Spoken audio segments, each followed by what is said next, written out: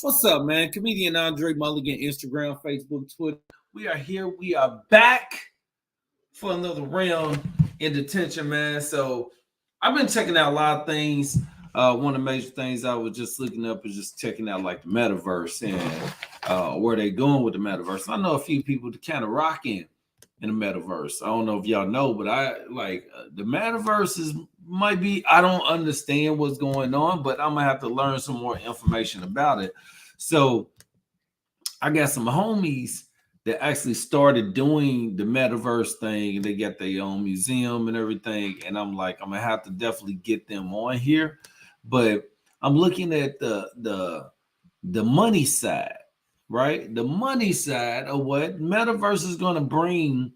This ultimately, and are y'all trying to be left out the techno thing? That's what I don't understand. Are y'all trying to be left out of the techno world and be left? I mean, hey, we can talk about Bitcoin, we can talk about cryptocurrency, we can talk about the factor that when it comes to computers, when it comes to technology, modern technology, that African Americans just in general been left behind. But there's a lot of other people that are being left behind, mainly because people aren't educating themselves.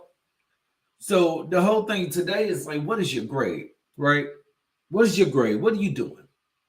Where you at with your grades, man? What do you think for someone like you, who I'm pretty sure some of y'all been out of school at least 5 years?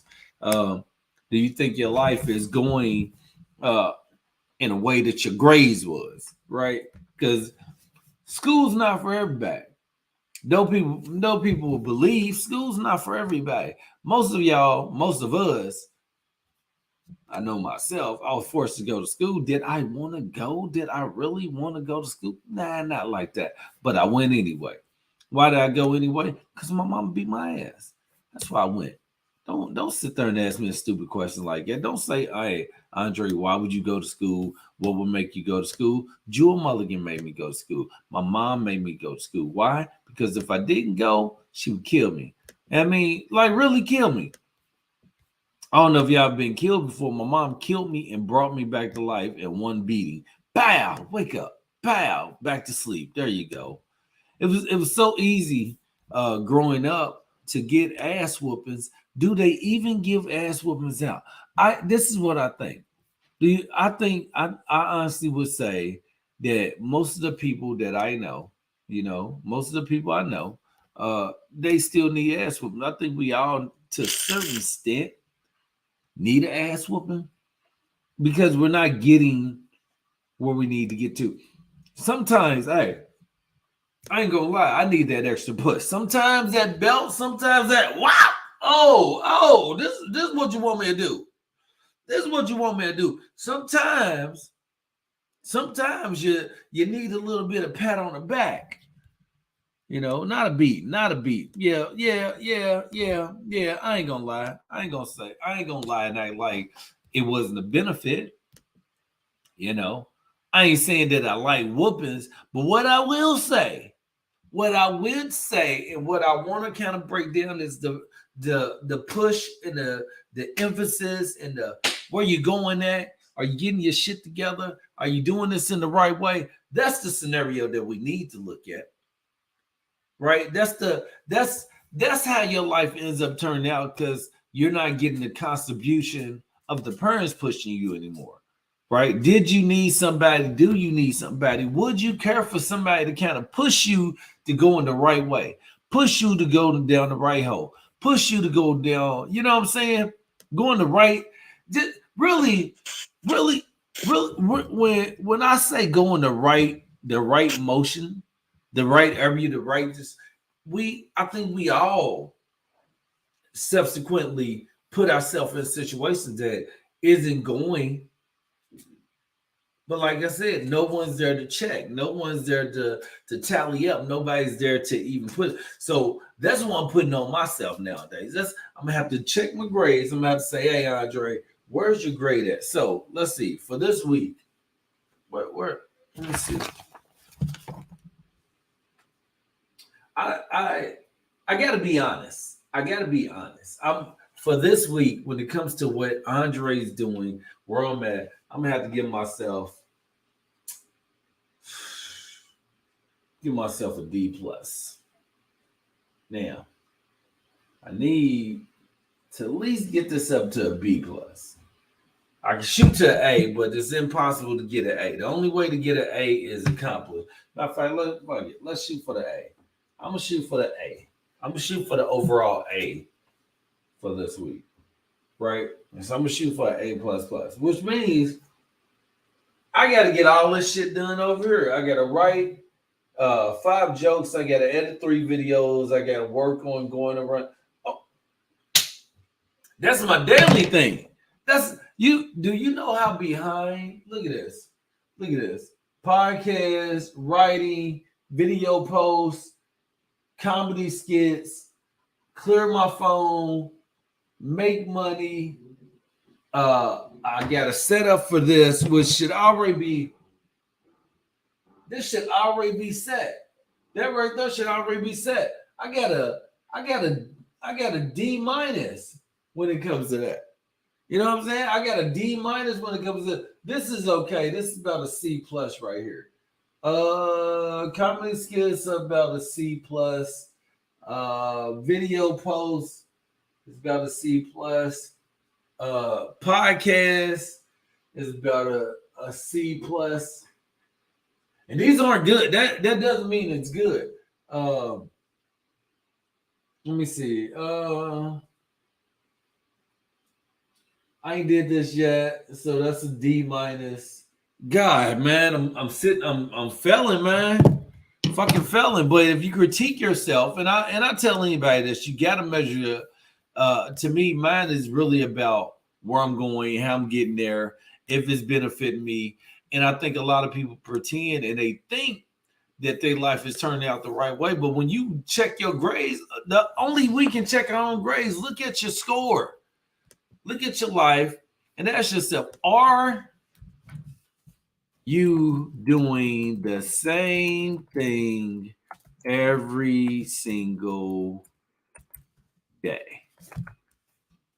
You know what I'm saying? If you ask yourself, what's up, Carlos? If you ask yourself if you're doing the same thing every single day and you're not getting ahead, you're not getting ahead. That was the difference in school, right? That was the difference that helped us in school because we always had somebody watching us. We had somebody checking our grades. We had a mom. What are y'all doing? You know what I'm saying? What's up, boy? You know, you always had someone kind of watching you and taking you down a path. But what you got to ask yourself right now, looking at yourself, are you getting up on time? Are you getting to school late? Which means your life, your job, your career, your ambition, your drive. Where you going? Are you shifting? Are you going down the right path, man? Because a lot of us are failing it. You know, I got, like I said, mine kind of stemmed from looking at the metaverse thing. You know, I'm not familiar with the metaverse.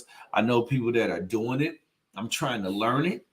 I'm trying to definitely learn it because I think it's going to be a good attribute. But at the same time, you got things where they're talking about like, what are they talking about? They're talking about digital currency is not going to be good. So cryptocurrency and things like that aren't going to be good. There aren't going to be the money that people are sending money to these people that are basically getting rich. What are we doing? Right? Do y'all believe in digital currency? Because look, when I look at it, I can't find anybody that can take crypto. I found a few people. There's some weed dispensaries up here that say, "Oh, you do this and then you trade this and then you do." I was like, man, all this that's some weed that I no longer smoke. That's when I was smoking weed, but since I don't smoke weed anymore, what the hell I'm gonna do with my cryptocurrency, right? Because I got Dogecoin, I got Bitcoin, I got Ethereum, I got like tons of damn cryptocurrency. But is it going? Matter of fact, crypto got so bad for me, I deleted the goddamn app. I just left I think I got like $2,000 in cryptocurrency and Bitcoin, and then I got my Robinhood, I got Dogecoin. I just stopped touching it because it's not getting me anywhere. You know what I'm saying? Like sometimes I feel like, you remember when Dogecoin was doing good, then Elon Musk went on to Saturday Night Live, and then he messed up the whole goddamn supply chain of Dogecoin. That's how you know. You know what I'm saying? That's how you know this world is full of shit, because he could have took off. Not him. Everybody else could have took off. Everybody else could have took off, and he got on there and he said Dogecoin was fake, that it was full of shit. And then look what happened to the stock. But not only just look what happened to the stock, look what happened to everybody who was invested in the stock. I was invested in the stock. Well, I'm still invested in the stock, but I lost a lot of goddamn money. So this is where you ask yourself, where are you invested in when it comes to yourself? Are you invested in your daily program, your daily life, your daily lifestyle, your daily living? What are you doing? And is it benefiting you? Right? Because, like I said, this is all a test. Everything right now is get up every single day. You do the same shit. You go to bed at the same time. You wash your teeth, brush your teeth. Everything seems to be the same kind of scenario. And that's one thing I never liked. That's one thing I've never liked, is doing the same shit every single day. It is not appetizing to me. You know what I'm saying? And I think that's why a lot of people, especially a lot of men, don't get married out here, because it becomes the same old thing. Hey, yeah, it's beautiful, but I'll be looking at some people and I'll be like, God, this is kind of same old shit every single day. You see the same people every day. Y'all do the same shit every day. Some of y'all don't even wash your ass every day, but you do the same shit every day. That is not fun. That is shit. Life be fun, right? You got to ask yourself this: at what age you are right now, look at yourself for the last 10 days. Look at yourself for the last 2 weeks. Are you doing the same goddamn thing every single day? Now, I understand the consistency. I know, like me, I got it right. Like, I'm sitting at my desk. I just brought my vision board back up. Look, I just opened my vision board back up. So I'm doing my vision board again. And don't listen. Don't ask me about the Michael B. Jordan picture here, because I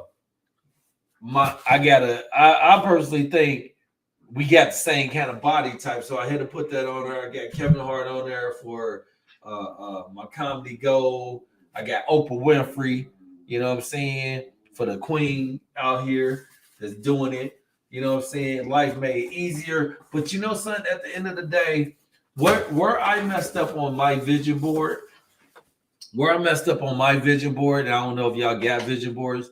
Where I messed up on my vision board, you got to read your vision board every day. You got to read it every day. You got to tell yourself, I will manifest the checking account I want and I'm meant to have. What is the checking account? Do y'all even know how much money y'all really want to supposed to have?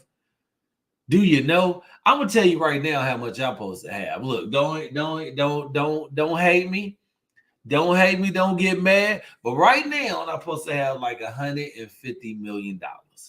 You know, $150 million. Don't get mad at me, because that's what I saw in my dream. But I'll take 10 million right now. I'll take 10 million. I go to 30. I'm gonna hit 70. I'm gonna hit 150. I'm gonna get $1 billion. You know, but is it too late? No, it's not too late. But you got to manifest what you want. I want to have peace. My number one manifestation is peace of mind, peace of body, peace of soul, peace of drive.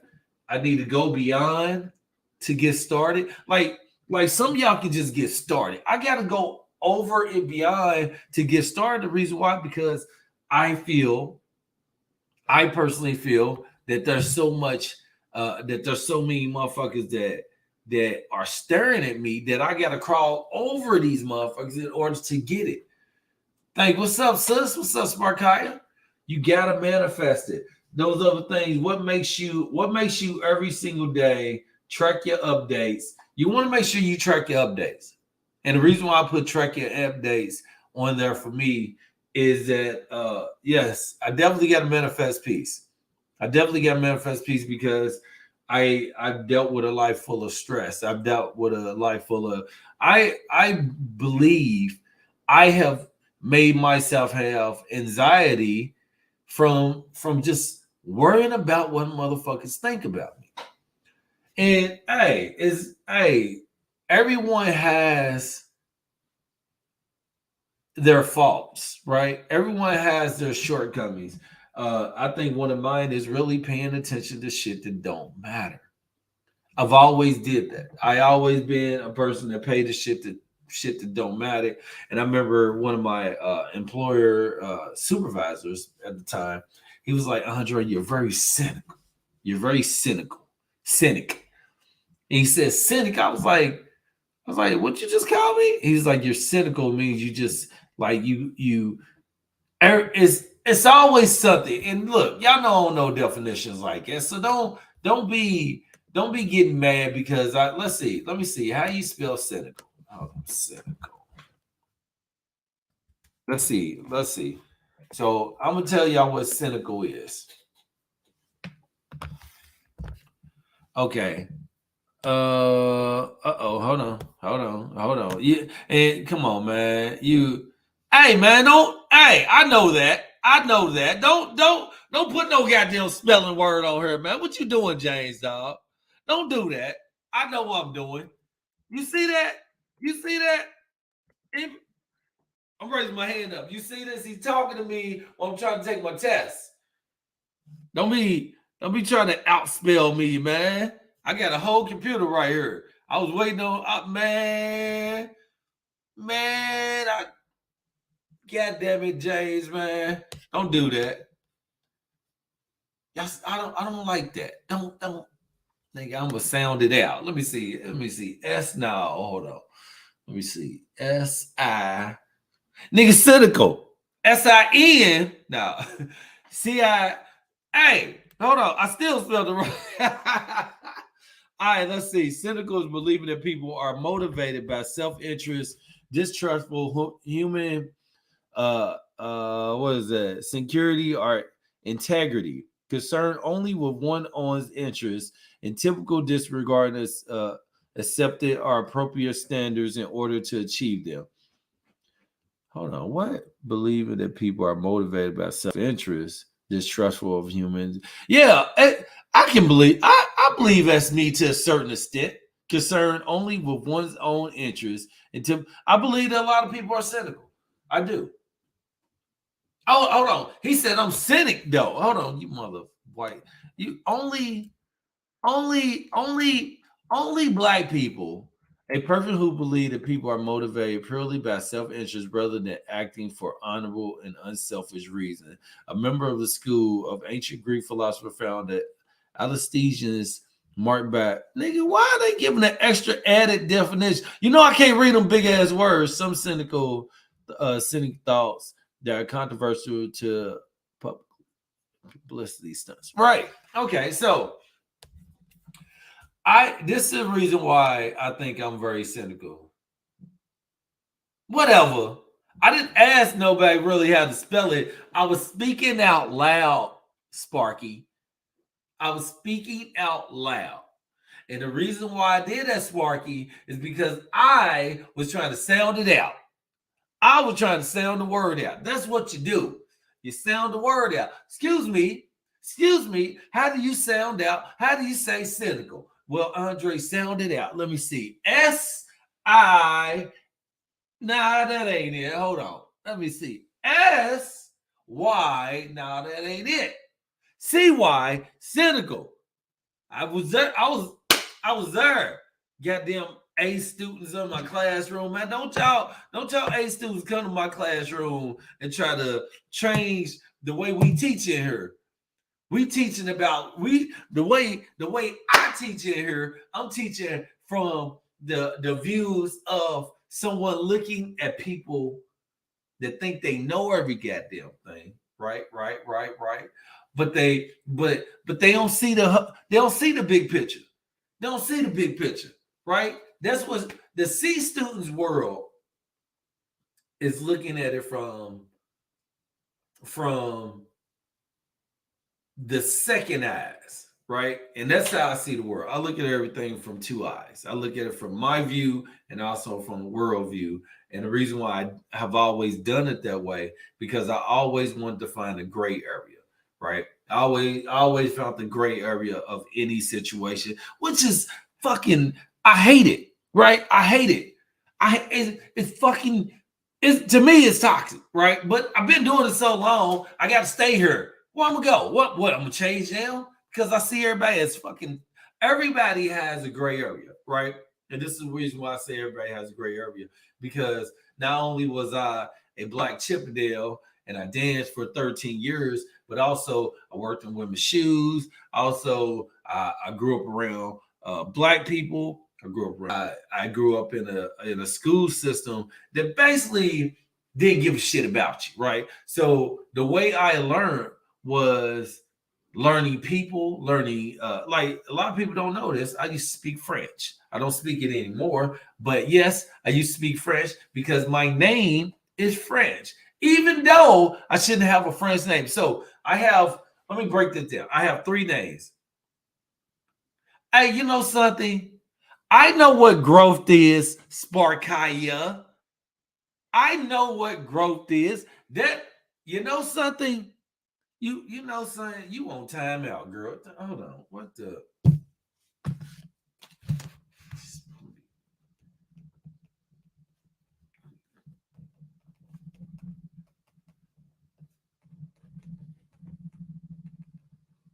Sparkaya, you're on timeout for 3 minutes. Okay, you go stand in the corner. You go give this. Uh, uh, uh, you take this. You go sit in the corner, and you come out in 3 minutes, and I'll let you know when you come out. Badasses. You see that? It's always one. It's always one, y'all. Every time we have class, I gotta put somebody in goddamn detention and go stand in the corner. You know why she got to stand in the corner? Yeah, don't give me the sad eyes. Don't do that. Don't be feeling bad. Now, what the hell? Something bit me. y'all, something bit me, man.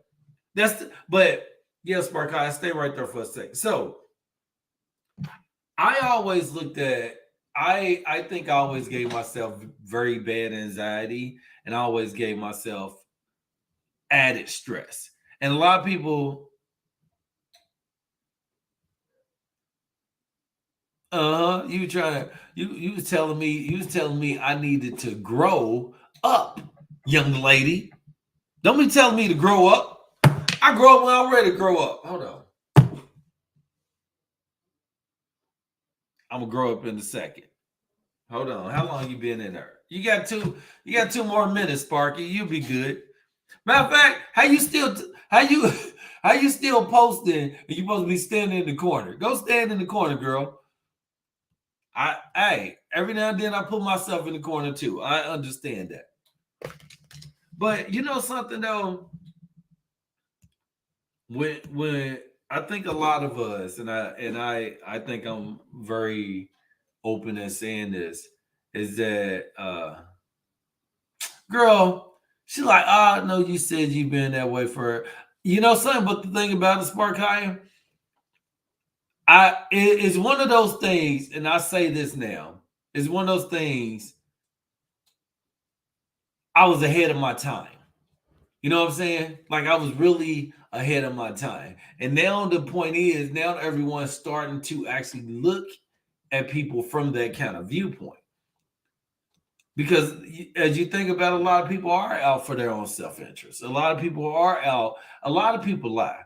You know what I'm saying? A lot of people lie. And that's the whole thing about being cynical, is looking at what people do and how people, because y'all remember two-faced it. Y'all remember how people used to use the term two-faced growing up? And it was like, oh, so-and-so two-faced, so-and-so two-faced. And then I started learning as I got older that people do talk behind your back. The only thing is, you shouldn't worry about motherfuckers talking behind your back. Cat Williams said it, and Cat Williams said it so many times, and he said it in the, I think he said it in the best way that we can put it, is the fact of what a hater's job is, right? What's a hater's job? Y'all remember that, right? Right? Well, let's see. Let's go back to it. That fantasy world where niggas ain't hating on you. You gotta be grateful. You need haters. What the fuck is you complaining about? What the fuck do you think a hater's job is? To fucking hate. So let them motherfuckers do their Let them do damn job. What the fuck is you complaining about? Ladies, if you got 14 women hating on you, you need to figure out how the fuck to get to 16 before the summer get here. The fuck is you mad about? Right. So you know, it's different because when you grow up, you figure out like haters were bad, right? I've been shot in my head, I've been stabbed, I've been you know, I've been beat up by the police. You know, so when I look at myself, and I look at all the bullshit I've done through, a lot of people don't know that about me. I died in a fire, not died in a fire. I died in a pool. I drowned, and they brought me back. I almost died in a fire twice. One at the age of 4, one at the age of 5, and I think I always kind of, you know, a lot of shit goes from your mom. You know what I'm saying? A lot of us are raised by moms, and a lot of us didn't have mama and daddy. Some of us just had mama who acted as mama and daddy. And to my mom, she always put a big ass emphasis on haters. You know what I'm saying? Always put a big emphasis on haters. A lot of y'all are just y'all mama in young form. A lot of y'all, a lot of y'all, like when it comes to like working and hustling, that's my daddy side, right? But when it comes to the worrying about all this bullshit out here, all that trait is from my mom, and it's not a good trait. And Spark High, that I would say is not a good trait because I'm trying to change that part. I'm trying to change that part of me, that side of me where I know it's not good. But a lot of y'all, if y'all look at yourself and y'all look at y'all parents, which one of your parents are you like? And did you get all their features? Did you get everything? Did you get everything that your mom does? Like like I know for sure one of the things that I got from my mom is getting on people's nerve and pushing people away. My mom is very very good at that. My mom can easily push the whole world away from her and at the same time never get them back. And not give a damn about it. And that's not good.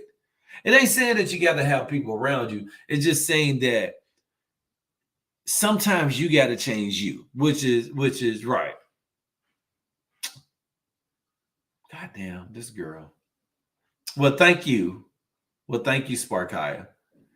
So, you know, it's one of those things where, you know, I think that's why I always kind of being on my own and I always kind of being to myself. I say this all the time. I got an aggressive tone from my mom, but we both sweet.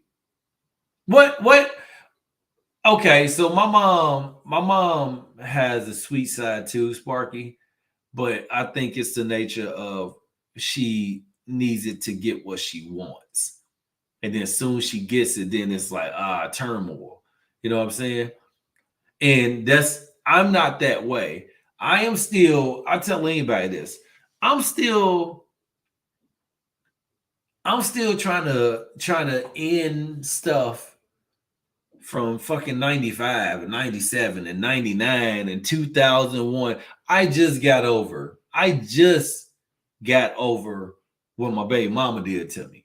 You know what I'm saying? I just got over the pain and the troubles and the hurt of that shit. And the whole thing, you know where it falls down to, man, is fucking forgiveness. We have to learn to forgive people in order for us to sleep, in order for us to like be good. Like I even woke up this morning with some shit still on me. I'm like, why is this? You know what I'm saying? Why is this shit still on? Yeah, we sound angry and mean. It sounds like we have attitude, but we really don't have either. It's a cold world out here, man. And you know, I don't, you know, sometimes, and I hate to say this, man. I hate to say this. And I know y'all might be like, why the fuck did he just go there? Sometimes when I look at the attitudes of the African Americans and the personalities and and people being nice, people being mean, people being this, sometimes it's hard to accept black people being nice because I've never seen super nice black people. You know what I'm saying? You know what I'm saying? Like I don't mean it like that. And this is what I mean. Growing up in the hood, normally when motherfuckers being nice to you, they were on some phony shit, on some fake shit. And the people that were nice were like, man, that's fake.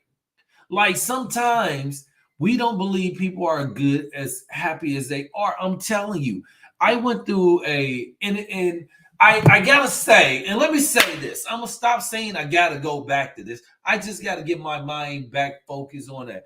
At one point, I was just at my happiest. I was just at my purest, and I felt good, and I was going in the right direction, I believe. And I think my heart and my intentions and my mindset was going in the right way. And I swear to God, I felt just amazing because no, I'm not saying that's part, Kaya. You know what I'm saying? It's the same thing like you said, you may sound angry, you may be mean, you may be that, but at the end of the day, you're the sweetest person in the world. We take that out on black folks, right? We look at black folks, if they too nice, we like, you not black enough. Are you fake? Are you you not from the hood?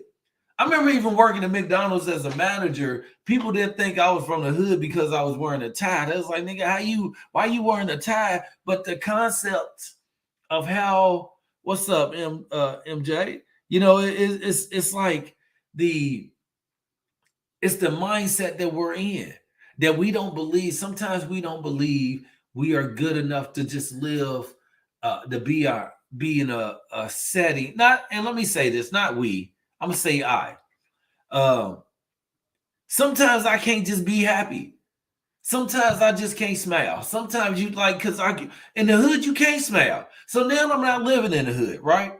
So now we're the only people. We're the only people that if a black person is way too nice, they're fake, or they're Uncle Tom, or they're not from the hood. Like, why do we put the emphasis on being from the fucking hood? Like, we literally put that. We get like it's like the street cred. It's the street cred. Like, I find myself watching, and I study black people, and because we have to, because we got to know where we at. You know what I'm saying? Because at any time any shit can pop off. And I can see a black customer going to a restaurant and getting bullshit service, and they snap the same way I was snapped. And then I'm wondering, like, is it in our blood? Do we not have patience? Because I've just seen where white people, I've seen where Asian people go into a business and get bad service, and they don't really complain. They say, oh, y'all have a good day. They write letters, but they ain't gonna act the ass. They ain't gonna act the fool. They ain't gonna turn out. My mom used to do this. I remember we going through White Castles one day. I was 7th Street in Louisville, and they gave my mom some cold fries. My mom threw the fries back in the window, the shit out of her. I want hot fries. I was like, God damn, mama, why you doing that? But I got that side of my mom now. You know what I'm saying? And my food fucked up. Hey, man, where your goddamn manager at? All that came from mama. All that came from mama. I ain't got none of that shit from my dad. I don't even know how my dad act when he get mad. I don't know none of that because I wasn't raised with a man. You know what I'm saying? I was not raised with a man, so some of my ways are like a catty ass black woman. You know what I'm saying? Like some of my some of my ways are like, hey, the fuck, like literally, the attitude come from the black side, from my mom. That attitude come from my mom. That is my way. I don't give a fuck what y'all got to say. The cutting off, the not taking, that's all from mama. And trust me, I try to break it. Sometimes I'll be like, God, nigga, you gotta stop cutting people off. You gotta stop. Kindness does go a long ways, but what happens when you know something? Kindness goes a long way if it's natural and it's genuine, not if you're trying to do it. You know what I'm saying? And that's one thing I find myself before trying to do is trying to be kind, trying to be nice, trying to be this. And I'm like, Dre, you don't gotta try to pretend.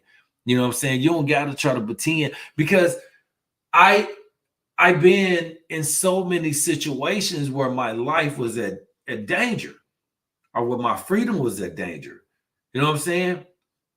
Like I don't know how to even look at this anymore when I go into a store and I don't see something I like. I feel nervous walking out. I feel that I got about like, I don't want them to think I'm stealing.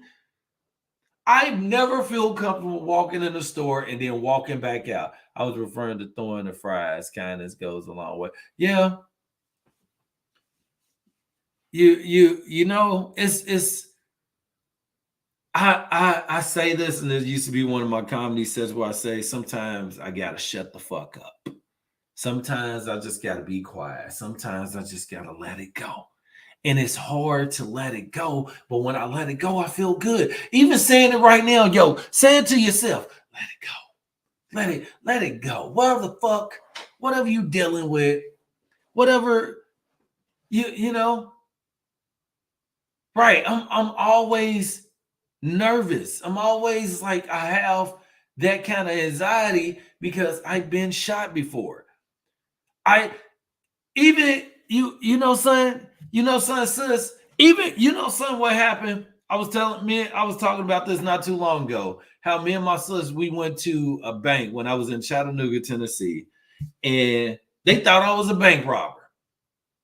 And they kidnapped me and rolled me through, put me in the squad car and ran. I still have PTSD from that shit. I still have PTSD from them they snatched me. They took me, put me in, you know what I'm saying? How you get shot, what's the story? So, hold on, I tell you, man. So, you know, I still have PTSD from that. The situation with me getting shot, I was living in Louisville, Kentucky. I was at Brookview Apartments. I used to go to Dawson High School. I went to Iroquois Dawson, North Hardin. I was going to Dawson High School at the time. And me, my brother, and one of my homeboys, Eric, one of the twins, Early and Eric. Everybody know the twins in Louisville. So Eric, we were out. We talked to these girls.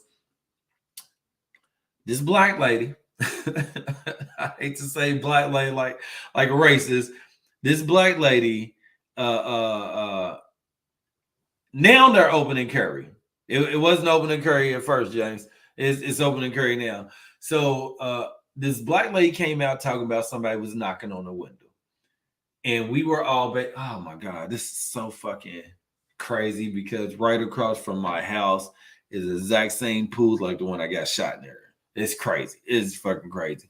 So I remember the lady coming out talking about somebody knocked on her window and ran.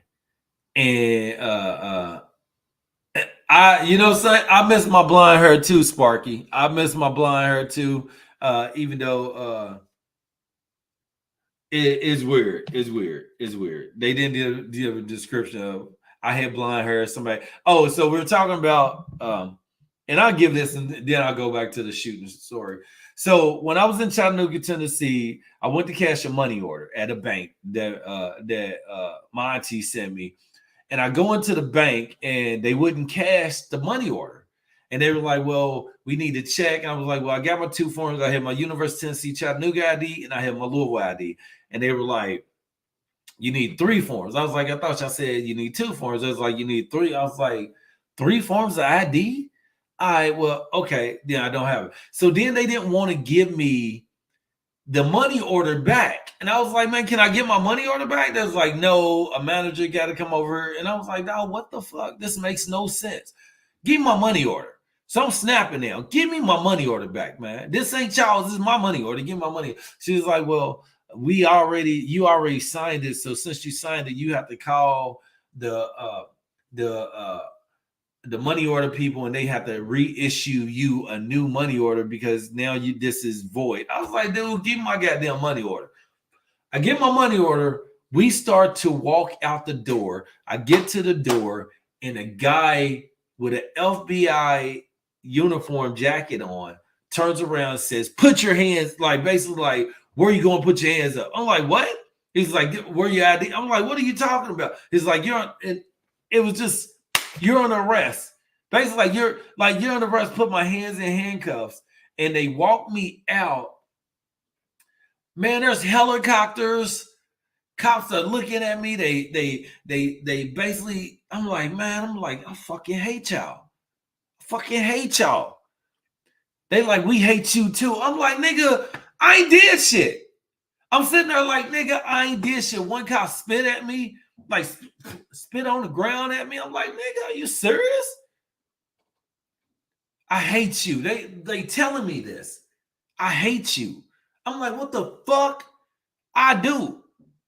Nigga, they put me in the squad car. They ride me across something else and then get me to the other side. And was like, you're free to go. I was like, what?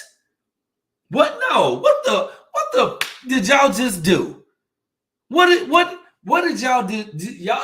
Y'all just put me in handcuffs, put me in a police car, drove me past something, and then let me out and said it's not you. Are you serious? Are you serious? Y'all didn't tell me what was going on. They didn't tell me they didn't tell me anything. They thought I was a bank robber. They took me to the other bank, right? And it was like, oh, that ain't him. Literally drove me past. And I'm looking, I'm like, nigga, what the? And then, I mean, the crazy thing about it is that we got back, me and my sister, and I think we was with Crystal too, wasn't we? It was me, you, and Crystal, right? I think. I mean, Star, me, you, and Star, I think. And we got back, we're trying to call, and I know Spark kind of is like, she knows somebody that's an attorney, and it's like, well, basically, like, since you ain't serve a day in jail or something like that, basically on that, was it just us? Oh no, we got back and your roommate was there, but that wasn't your roommate. What was your roommate's name? What was that girl name? Your best friend was Star. What was your roommate? What was her name? Hold on. What was her name? Delight? What was that girl name? God, I forgot her name. God damn it. It's terrible. All right. So this is the crazy thing about it. I had a platinum FUBU outfit on, right?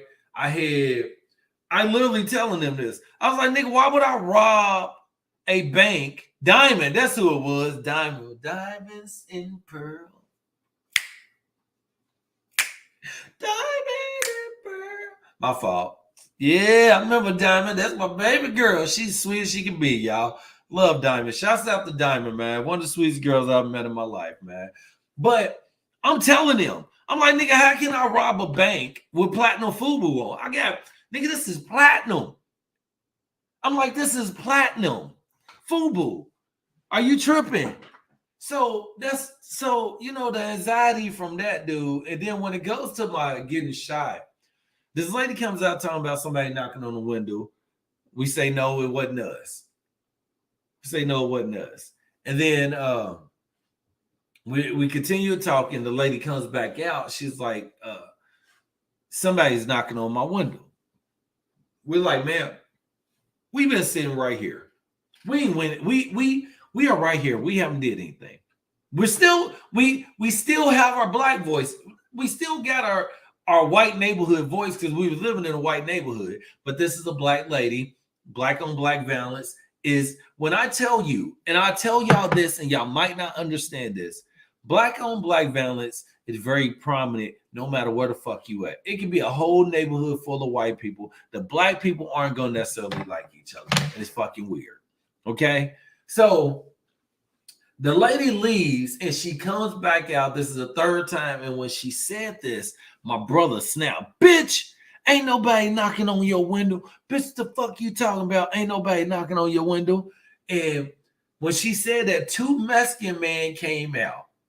And one One was a little bit taller than me. The other one was no, one was like my height. The other one was very short of me. My brother's 6'6".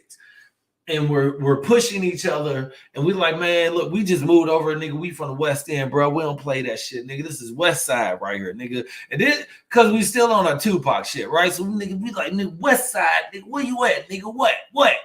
Let's go. This nigga walks in the hallway, and he comes back out, and I see the gun, and he cocks it like that, and he cocks the gun. And being the nigga that I am, I always believed in never running. I always believed in, nigga, you don't gotta run, nigga. This nigga's just talking. He's just talking. He ain't gonna shoot you.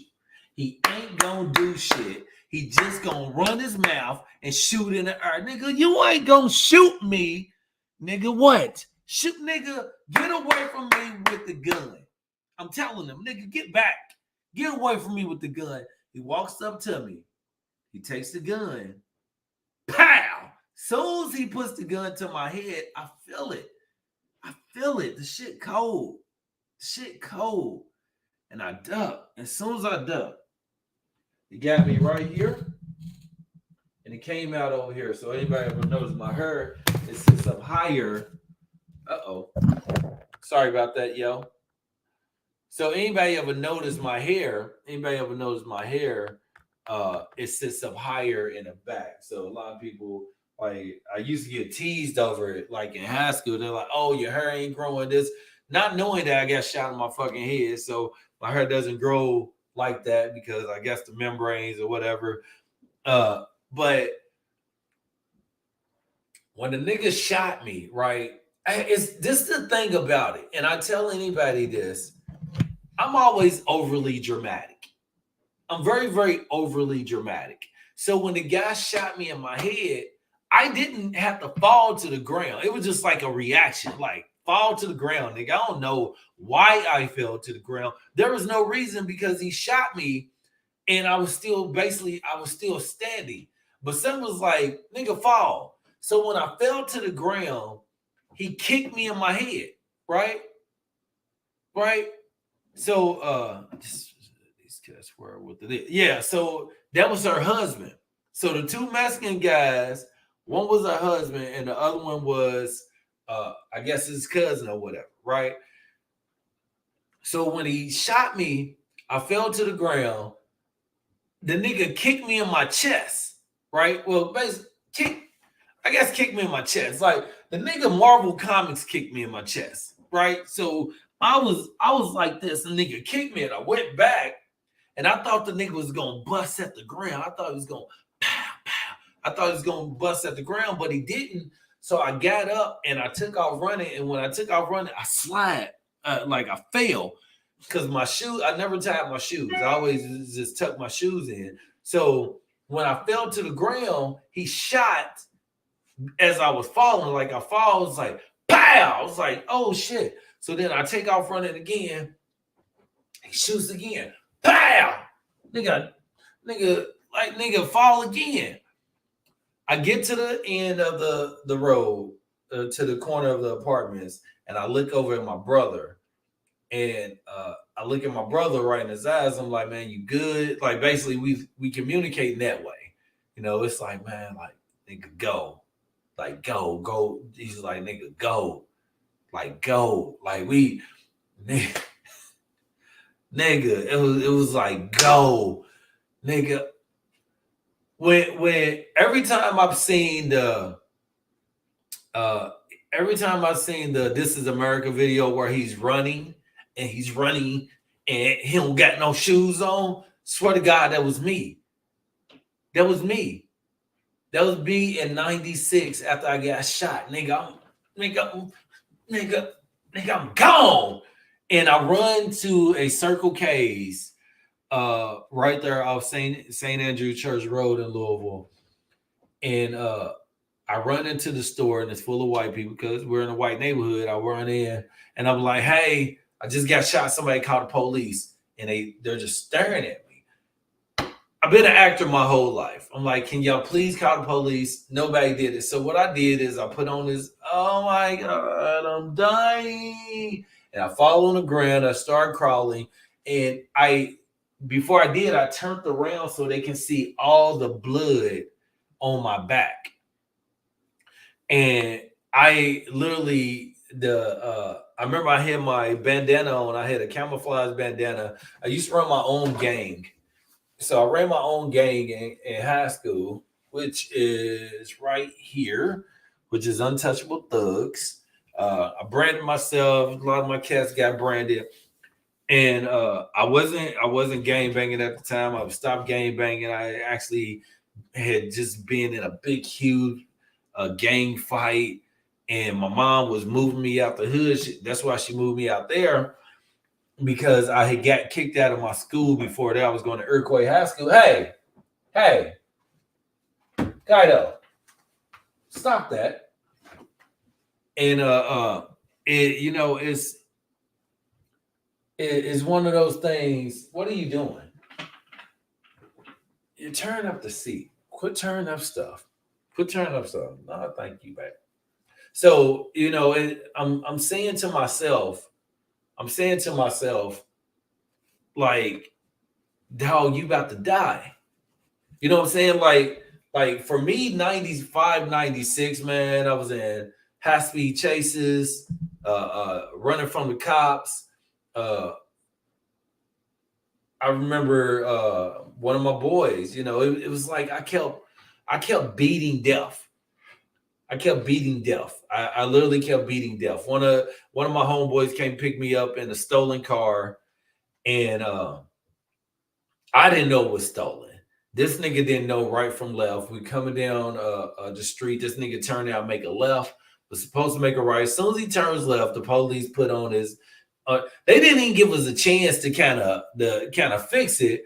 So he makes his left turn, and when he makes his left turn, the cops turn on their sirens, and all of a sudden we're getting chased by the police. We're shooting down past gas stations. I'm talking about, we hit Jefferson in Louisville. We're going down Jefferson from 2nd and Jefferson. We're going like 100 miles per hour. Gone, boom. And I told this nigga, I was like, bro, if we die or we get locked up, nigga, I'm killing you. Either or, because I literally kept dealing with the same shit. You know what I'm saying? Like, literally, I kept dealing with the same shit. Nigga, I was in shootouts every other day. Somebody shooting at me every other day. I got some niggas shot at me. Some niggas shot at me over some shit that a chick said. You know what I'm saying? For no reason. Came and shot over in my neighborhood, like set it off. So the part in Louisville where I was at, I was staying off 18th Street.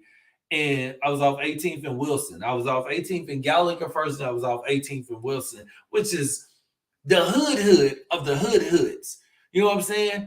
So every other day, I'm dealing with shit. I'm dealing with people getting shot. I'm dealing with like my homeboys getting murdered.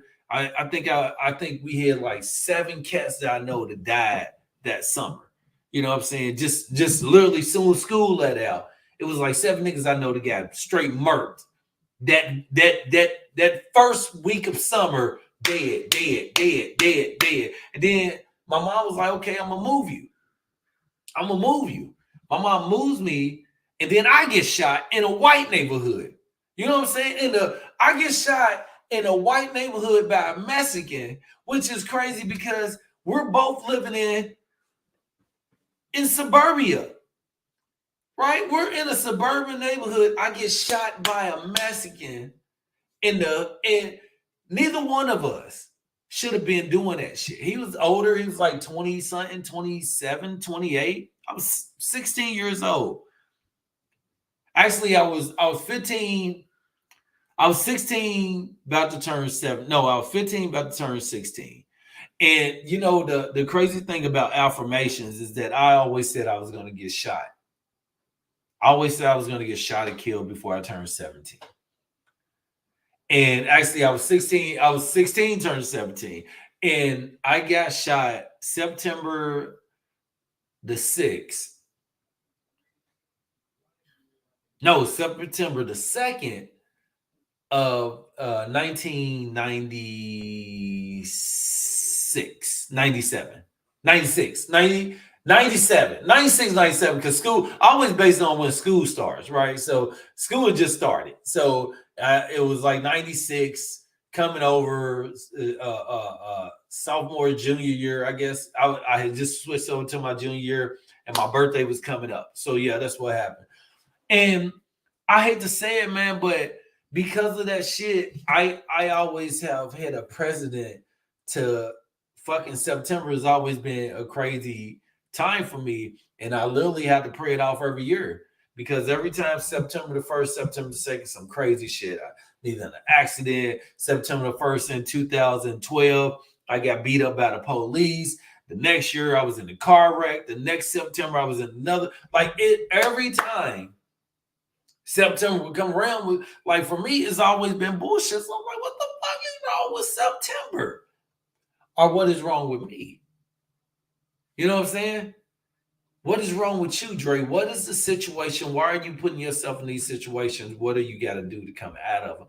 A lot of things that I put myself in is because I have anxiety, or I just don't approach the situation the right way. And the reason why I think I've always been that way is because I've been living not in fear my whole life, but I never had a reason to trust motherfuckers out here on these streets. You know what I'm saying? I can say, hey, yo, I had to break this down to my mom because my mom was taking it because I talked about my cousin trying to molest me. And my babysitter, she molested, but I had to say, hey, mom, I never had anybody put anything in my ass. I never sucked a dick. I never, none of that. But my babysitter did make me eat a coochie when I was 5 years old when she was babysitting me. And, my cousin kept trying to, this nigga kept trying to molest me. And they kept putting us around this nigga. You know what I'm saying? Then besides me dying and getting brought back to life when I was 4, then me setting my house on fire when I was 5 years old and burned down the whole house. And I'm in a bed, my mom, my brother in the bed. I set the whole room on fire, almost dying, waking them up. And my mom had asked me, she was like, I had to break this down to my mom because when I started my fire when I was 5 years old, I was going to tell my mom, but my mom always had this thing where if we did something wrong, the first thing she says, I'm going to beat your ass. I'm going to beat your ass. It was never, I'm going to communicate with you. I'm never going to talk to you. I'm going to beat your ass. I'm not, Dre, why did you do this? Why did you make that mistake? Why did you do this? Don't play with lighters. Don't do this. I told you before, don't do it again. I'm going to beat your ass. And my mom had said this, and we had this principle where she was like, what I tell y'all, if anybody ever put their hands on y'all or touch y'all inappropriately, what I say no and run. I was like, Mom, the sad part about it is that you never listened to us. You talk to us. So the reason why I think I always had to get my point across, because I've never been listened to my whole fucking life. You know what I'm saying? Nobody ever listened to me. Nobody ever sat down and said, hey, Andre, what did this happen to you? I got stabbed in my ear in the 5th grade. A nigga named Aubrey Clemens stabbed me in my ear in a fight. Whooping this nigga ass. And the nigga stabbed me. Think anybody asked me about that? Think anybody, the nigga was in school the next day, the next week. But he stabbed me in my ear with a pencil. In the ear. So I have PTSDs when it comes to pencils. I don't fucking like pencils. Nigga, I got stabbed in my ear. You know what I'm saying? The first time I had a gun put to my head, I was in 3rd grade. Cop put it to my head. Put it straight to my head. Playing hide go see. Hey, y'all better not go in there. Get out of there. So, when I look at everything, the molestation thing, the inappropriate touching. Nigga, I remember a nigga was trying to bait me and my brother that was babysitting all the kids in the neighborhood. Nigga named Dante. Nigga was babysitting all the kids. He got my nigga Choo Choo. He got my nigga Mikey. He got my nigga Fat Daddy. He got my nigga John.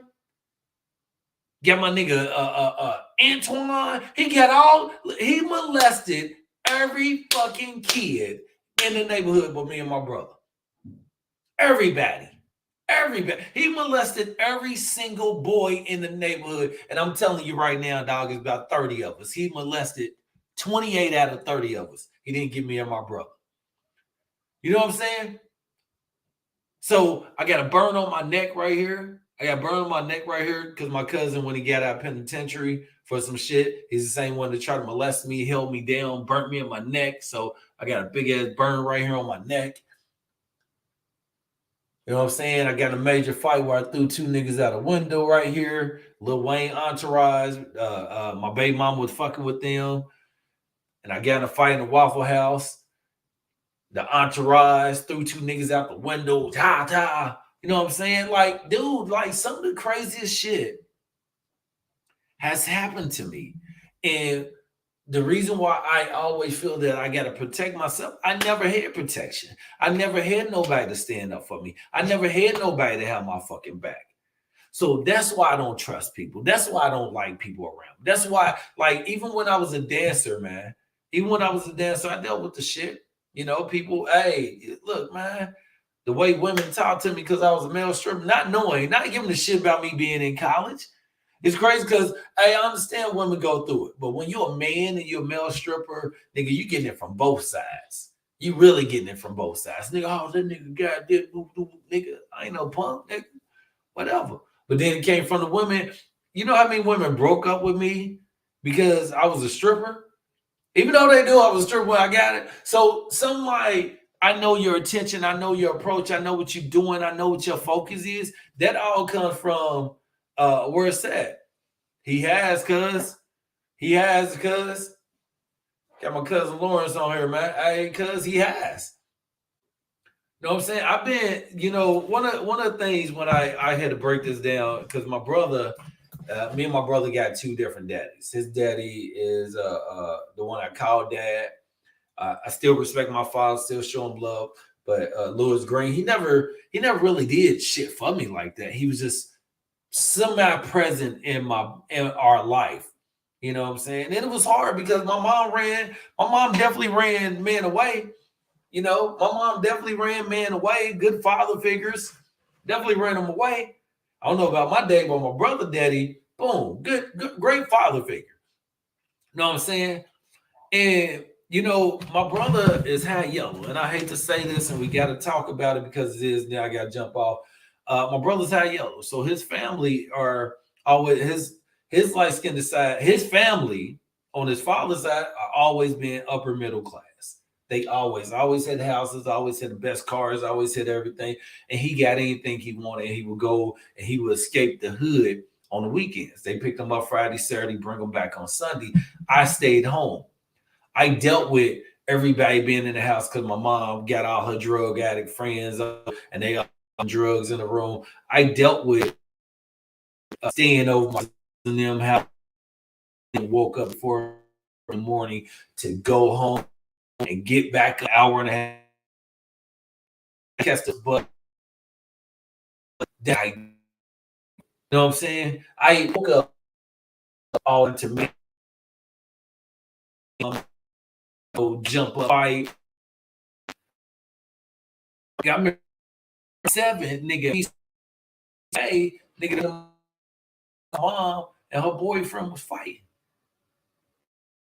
every fucking day. I'm talking about nigga 4 o'clock every day. Nigga, I was like this, nigga. Man, I was like, nigga, I got school in the morning. I got school in the morning. None of y'all give a shit about me having school in the morning. Nobody. I'm breaking up. Is it breaking up? I'm breaking up bad. What happened? Hold on. Sorry.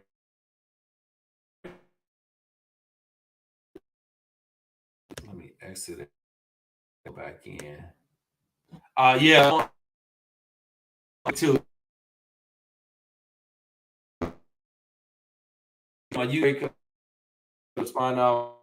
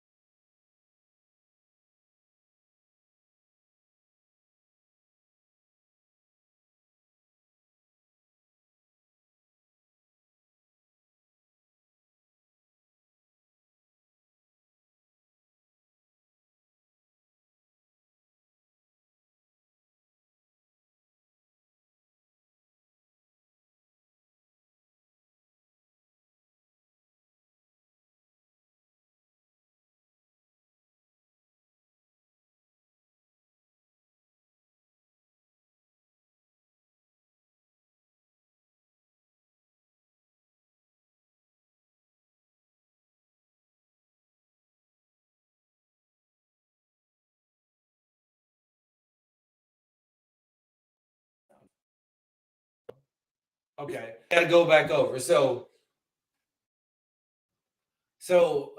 And sound cut off on my other one, man. So let me say this again. So I'm sitting outside, police drives past, and he's like, he stopped. He was like, "What did you say?" I was like, "Oh, I was like, slow down because people are passing." And come put your hands on top of the vehicle. I go put my hands on top of the vehicle, and he says, "You're on arrest for intoxication." I'm like, "Man, I haven't hit." Put one hand on cuffs. And you know, it's black people, black men anyway. I automatically put my hands behind my back because I don't want them to break it. They'll try to break your arm. So I'm like, I automatically put my hands behind my back. He steps over, he tries to hip toss me. And I put my legs there. I'm like, man, why are you trying to hip toss me? He's like, what? Basically, like, looked at me like, nigga, how this nigga know what I'm doing? Slams me on the ground. When he slams me on the ground, he lands on top. Land on my, he got one back, one neck. Same thing they did to George Floyd. And he's in your arm, but he's laying on top of me. I can't move. He takes his hand and he comes down, bow, steals me in my face. When he steals me in my face, the whole crowd comes up off the curve. The whole crowd comes up off the and like, get up off him, get up off him. By this time, he had already basically called for backup. So he called for backup. They get over there and they throw me in the car, and one dude is standing on my ankle, like literally standing on my ankle, and like why are you trying to break my? Why are you trying? Shh, quit. You good? Quit, boy, quit. So basically, he's standing on trying to break my ankle and stuff like that, and I'm falling down and I'm kind of moving my leg, and then the guy grabs me. They put me in basically like what is basically like a hog tie, throw me in on my stomach. When they throw my stomach, I kind of turn around, I'm like, man, you a punk ass police.